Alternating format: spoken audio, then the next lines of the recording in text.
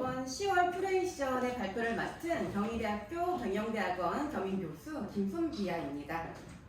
만약에 AI에게 이번 10월 미래에셋 아트테크전에 어울릴 작가 한번 추천해줘 하면 꼭 어울릴 법한 작가분을 오늘 모셨습니다. 미래에셋 고객분들이 참 좋아할 법한 가방 작가 김선영 조각가님이신데요. 가방을 모티브로 어떤 작품 세계를 펼치실지 궁금합니다. 김선영 조각가님은요, 이화여대 조속과 학사와 석사를 나오셨고요. 그리고 글로벌하게 활동을 하셨어요. 이탈리아 베니스, 또 마이애미, LA, 상하이, 북경, 일본, 전 세계에 이르기까지 19회의 개인전과 또 220회의 단체전에 참여를 하셨고요. 작가님은요, 그런 조각하는 행위를 자신을 담을 수 있는 밥그릇처럼 여기면서 그럼 매일 비워지고 채워지는 자신의 몸을 만드는 도구로 써 여깁니다. 작가님의 이 초창기의 작품을 한번 감상해 보실게요. 이 작품은요, 음각된 얼굴이 이렇게 나열되어 있죠. 이 세상의 모든 것이 이 서로 다양한 얼굴처럼 각자 다른 얼굴로 존재하면서 또 우리가 관계하고 있다는 그런 의미를 담고 있습니다. 작가님은 이런 작품을 통해서 항상 늘 삶의 목적은 과연 무엇인가, 우리는 어디에서 어디로 가는 것인가 라는 주제를 탐구하셨습니다. 그리고 동물과 자연 또 인간 모두가 함께 살아가면서 서로가 또 영향을 주고받고 있다라는 그런 긴 역사적 측면에서 접근합니다. 어쩌면 지금 우리가 살아있는 이 몸체, 이 몸뚱아리도 어쩌면 부모님에게 물려받고 또 음식물과 영양분을 섭취하면서요, 우리의 몸이 구성되고 있는 것이잖아요. 다르게 말하면 새로운 생명체이기보다는 긴 역사적 측면에서 쭉 이어져 내려온 어떤 무의식의 저장소라고나 할까요? 인간도 그런 누적과 축적을 통해서 탄생한 결과물일지도 모른다는 저는 생각을 해봅니다. 이 말은 다르게 말을 해보면 과연 창조란 것이 과연 있는 것일까? 작가님도 이런 물음을 가졌는데요. 이런 철학적 반문이 들게도 하는 그런 작품입니다. 그래서 마치 이 음각이 안으로 이렇게 들어간 모양의 기법이잖아요. 화석의 형태처럼 보여요. 그래서 이런 음각의 기법으로 얼굴 작업을 주로 시작했습니다. 또 그 주위에 이제 자연물들이 함께 공존을 하고 있는데요. 여기에 이제 보시면은 이 물바지가 있죠. 여기 보시면 또 자세히 보면 발자국이 찍혀 있어요. 이 발자국이 그 시간의 흐름을 상징하죠. 흔적처럼 남아있는 그런 모습입니다. 이 발이라는 거는 인간의 장기에서 어때요? 가장 고된 일을 하고 있는 어떤 신체의 일부분인데요. 이런 인간의 고된 발을 씻어주는 느낌도 담아있는 작품입니다. 특히 또 동물 소재를 할 때는요, 이 낙타 소재를 주로 작업을 하시는데요. 낙타라는 동물이 작가님께서 말씀을 해주셨는데 공격성이 없대요. 그래서 다른 동물들에게 공격을 받다가 쫓기고 쫓겨서 간 곳이 바로 사막이래요. 사막에 정착한 동물이 바로 이 낙타인데요. 그렇기 때문에 비폭력을 상징하는 동물이 되기도 합니다. 그래서 이 낙타가 사막에서 오아시스를 찾아 떠나잖아요. 그래서 이 작가는 이런 모습이 뭐 같다고 느꼈냐면 꼭 우리네 인생 같다고 느꼈대요. 꼭 낙타가 인간의 대리물 같다고 작가님은 느낀 것이죠. 이러한 영감은요, 이후에 이제 보여드리게 될 가방 시리즈에서 인간의 욕망을 상징하는 가방으로 바뀌게 되는데요. 이후에 보시면 또 어머니를 소재로 한 작품도 눈에 띕니다. 이 작품은요, 전체적으로 형상은 소의 모습을 하고 있어요. 소는 어떤 동물이에요? 소는 희생을 상징하는 동물이에요. 왜냐? 살아있을 때는 자신의 모든 것을 남김없이 베풀어 줍니다. 그리고 또 죽어서는 무엇을 남기죠? 가죽을 남기면서까지 자신의 신체를 아낌없이 주고 마지막까지 희생을 상징하는 그런 동물이죠. 어머니는 또 다른 관점에서는요, 소금으로도 등장을 하는데요. 소금의 기능과 역할을 한번 생각해 볼 수가 있을 거예요. 소금이라는 것은 우리가 살아가면서도 음식의 맛을 낼 때도 꼭 필요하면서도 자신이 물에 들어가면은 형체가 없이 사라지면서 또 맛을 더 맛있게 해주고 희생하는 또 그런 이미지죠. 그래서 작품 속에서는요, 작가는요, 이 어머니 이제 가슴 형상을 한 조각인데요. 이 어머니의 가슴 속에서 편안하게 쉬는 모습을 하고 있습니다. 자세히 보시면 여기 사람이 이제 별거 안 입고 있어요. 네, 참 편안해 보이죠? 이 얼굴의 형태는요, 무엇으로 만들어진지 아세요? 조각 같잖아요. 재료는 뭘까요? 나와 있네요. 신문지입니다. 조각 같은데요. 이 재료는 신문지로 만들어진 작품이에요. 신문지에는 뭐가 써 있죠? 활자가 담겨 있죠. 이 활자는요, 세상 만사의 소식이 다 담고 있는 매개체죠. 또 그것이 쌓이면 바로 지난 역사의 흔적입니다. 이 모든 것이 결국 인간을 만들어냈다. 쌓이면서 인간의 이런 형상을 만들어냈다라는 은유의 작업이라고 볼 수가 있겠습니다. 세상의 소리로서 인간이 만들어지는 그런 모습이죠. 그런데 2014년부터는요, 이제는 가방과 반지와 같이 이제는 자연물이 아닌 자연을 넘어서 이제는 인간이 욕망하는 새로운 대상이 등장하기 시작합니다. 부와 욕망의 상징이기도 하죠. 가방은요, 우리의 몸체이기도 하면서요, 또 한편으로는 무엇을 담는 물체죠. 그것이 무엇을 담느냐가 더 중요할 텐데, 작가님은 이제 마음을 담는 물체로서 기능을 합니다. 그래서 처음에는 몸과 마음을 합쳐서 맘이라는 발음으로 이제 미국에서 전시도 하셨는데요. 자신만의 그런 타이틀이 중요해요, 전시할 때는. 그래서 베셀이라는 영어를 찾았어요. 이 용어는요, 뜻이 선박의 뜻도 있고요, 무엇인가를 담는 그릇의 뜻도 있고, 혈관의 뜻도 있고요. 성경적 의미에서 보면 거룩한 몸을 상징하기도 하는 그런 뜻입니다. 정말 찰떡같이 붙는 그런 용어죠.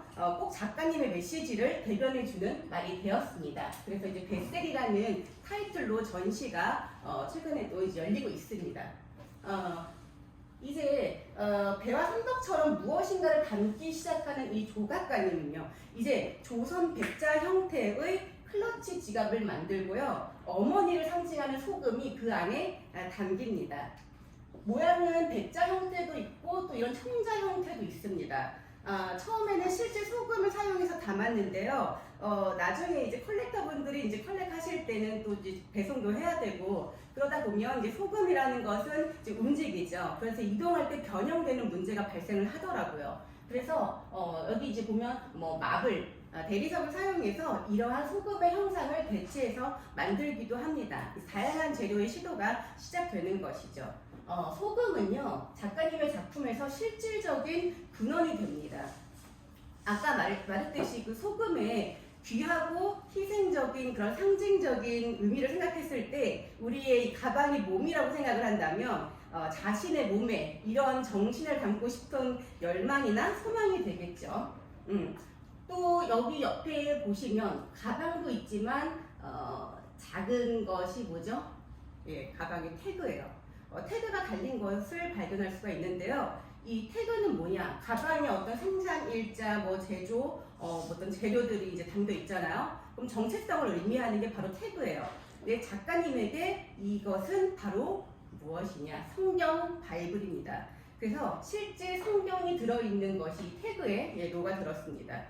그런데 저는 쭉 보다가 하나의 궁금증이 들었어요. 왜 백자와 청자의 형태를 작업하시면서 왜 작품의 색이 전체적으로 거의 이제 황토빛을 색을 썼을까라는 이제 궁금증을 가졌거든요. 여러분은 어떻게 생각하세요? 이 황토빛의 의미는 무엇일까? 이것은요, 동양인의 살색빛을 의미합니다. 작가님은 이제 동양인이죠. 동양인의 정체성으로서 글로벌한 무대에 이제 나가셨어요. 글로벌한 무대에 나가면서 작가님 자체가 이 조각에 이제 투영되어서 작가님이 하나의 배와 손박처럼 뭔가 그 여행하는 항해하는 느낌, 그리고 물건을 싣고 삶을 살아내는 작가님 자체가 이 조각에 투영된 어떤 인생과 같다고 저는 생각을 하고 있습니다. 작가님은요, 주 재료는 레진이라는 소재를 써서 작업을 합니다. 이 레진이라는 소재는요, 천연 재료는 아니라서 자기 마음대로 활용을 할 수 있는 유동성이 있는 소재예요. 그래서 천연 재료가 주는 힘은 다소 덜 하긴 하지만 그래도 작가님께서 레진 작업을 하는 이유가 있습니다. 왜 그러냐면 이 레진 작업이라는 거는 아예 처음부터 1부터 10까지 온전히 자기 힘으로써 만들 수 있는 게 바로 이 레진의 소재를 갖고 있어요.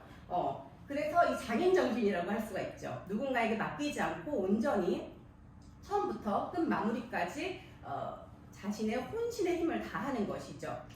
물론 이런 브론즈 작업도 여러분께 보여는 드리는데요. 만약에 돌이나 브론즈 작업을 하게 되면 모형을 일단 만들어서 공장에 맡겨야 되기 때문에 손맛도 조금 덜하고 그럴 오퍼를 기다리면서 시간도 조금 많이 뺏긴다고 합니다. 그래서 작가님은 이제 공장에 대량으로 찍어내는 작품을 하진 않으시고 직접 하나하나 손수 만들기 때문에 에디션이 없어요. 그래서 이 작품 하나가 꼭 우리의 지문과 같이 세상에 단 하나밖에 없는 유일한 작품이 됩니다. 보시면 이렇게 이제 부조 형태의 작품도 있습니다. 그래서 이제 벽에 걸릴 수도 있죠. 꼭 조각뿐이 아니라 우리가 이제 회화 형태의 느낌의 이런 작품도 있고요. 조금 더 다양한 작품을 한번 소개해드리자면 아까는 이제 소금을 담았다면 이제 현대에 와서는 우리가 LED를 또 사용하잖아요. 그래서 이렇게 LED를 활용해서 소금 대신 빛으로 표현한 작품도 있고요. 또 전체적으로는 이제 가구의 모습을 하고 있는데요. 인간과 자연이 함께 공존하는 그런 느낌을 받고 있죠. 자연물과 인간의 그 경계선이 없는 것이죠. 또 재료는 이제 세라믹이라는 거는 우리 그 저번 달에 우리 한번 또 큐레이션 했는데요. 고려청자 만드신 명장님 나왔었죠. 이제 세라믹 직접 이번엔 굽고 또 이렇게 촉을 하면서 단단한 느낌으로 만드는 이 세라믹이고 위에는 소금이 아닌 금박으로 표현한 가방 시리즈의 모습입니다. 이건 대리석으로 전체적으로 대리석을 사용해서 만든 작품입니다. 참 무겁겠죠? 최근에는요 다이아몬드 반지 작품도 선보이고 있습니다. 작가의 삶 속에서 작품이 나온다고 믿는 작가님은요, 작가님께도 이런 힘들었던 시절이 있었다고 해요. 작가님은 약속을 생명처럼 소중히 여겼었는데 이것이 깨어져 버렸던 시간이 있었대요. 참 고통의 시간이었는데 그래서 다이아몬드의 상징성이 뭐죠? 변하지 않는다. 의 상징성을 이 작품에 이제 끌어들인 거예요. 그래서 결과적으로는 그 고통의 시간이 작가님을 더 단단하게 만들어 주었다고 합니다. 그리고 2010년 이후로는요, 이렇게 가방 작가로 자리매김하게 되는데요. 작품에서 투사체를 통해서 인간의 몸이 살아가는 삶을 지금까지 보여줬다면 다음의 작품의 주제는 뭘까라고 여쭤보면 이제는 삶에서 죽음에 관한 이야기로 이야기가 될 것이라고 말씀을 하십니다. 이전에 제가 그 소라는 동물을 설명을 해드렸는데 그 소라는 동물은 모든 것을 떼어주는 삶을 살다가 그리고 마지막까지도 가죽을 남기고 떠납니다. 그런데 이 가방은 뭘로 만들어지죠? 그 남기고 간 가죽으로 다시 죽음을 통해서 재탄생되는 매개체죠. 아직 공개하지는 않았지만요. 지금까지 작가님께서는요. 몸의 형상 안에 무언가를 담고 채웠다면 앞으로는 이후 작업에서는 이제 이 모든 것들이 비워지는 작업이 될 것이라고 말을 합니다. 과거의 미의 기준은요, 그 빌렌도르프 비너스라고 있어요. 풍만하고 좀 살집이 있는 그런 여성이었어요. 고대의 미인의 기준이었죠. 그리고 현대 미의 기준은 마릴린 먼로와 같은 그런 느낌의 이제 미녀가 등장을 하는데요. 비록 욕망하는 기준은 다를지언정 욕망의 대상은 늘 언제든 어느 시대에든 똑같이 존재를 했다는 것이죠. 그래서 이 작품을 보시면은 빌렌도르프 비너스의 몸매에 마릴린 먼로 의상을 한 형태가 등장을 하는데요. 이 과거와 현재의 미의 기준을 동시에 이 작품 속에 담아서 우리에게 반문합니다. 그렇다면 삶의 목적이 과연 욕망하는 것으로 끝일까요? 하지만 작가님은요, 이제는 비워둠으로써 공간을 더 확장시킬 수 있다고 말합니다. 우리도 흔히 이런 말 있죠. 비울수록 채워진다. 이처럼 마치 그 한국화에서의 여백처럼 여백이 주는 이 빈 공간이 그냥 단순한 공백이 아니라 무한한 것들을 담을 수 있고 보는 사람마다의 생각과 또 경험이 이런 작가의 작품을 통해서 나의 생각이 그 작품에 담기고 또 서로 상호작용하면서 더욱 의미가 더 확장될 수 있는 그런 무한한 작품의 메시지를 가지고 가지 않을까라는 생각인데요. 그러면서 이번에 최근에 선보인 작품에는요, 이제 더 이상 빛과 소금 이런 것처럼 무엇인가를 계속해서 채우지 않고 렌티큘러라는 소재가 있어요. 렌티큘러라는 거는 보는 이의 각도에 따라서 다르게도 보이고 다른 또 생각이나 상상을 불러일으키게 하는 그런 소재인데요. 이것이 이제 가방 속 밑바닥에 존재를 하면서 비어 있지만 보는 이마다 항상 다른 느낌을 주고 생각을 갖게 합니다. 이것이 이제 최근 한번 시도했던 작품이라고 하네요. 삶의 목적은 무엇일까요? 우리는 어디에서 어디로 가는가? 작가님은 말합니다. 동물과 자연, 인간 모두가 함께 공존하는 것이다. 함께 살아가는 것이다. 그 천상병의 귀천의 시 구절을 한번 읊어드릴게요. 나 하늘로 돌아가리라. 아름다운 세상, 소풍 끝나는 날 가서 아름다웠더라고 말하리라. 작가님은 작업할 수 있었던 지금 현재의 삶에 감사하면서 기쁜 마음으로 삶을 살아간다고 말합니다. 오늘 이 자리를 찾아주신 여러분들도요, 오늘 지금의 이 시간을 기쁜 시간으로 누리시기를 바라면서 오늘 김선영 조각가님의 큐레이션도 마치도록 하겠습니다. 감사합니다.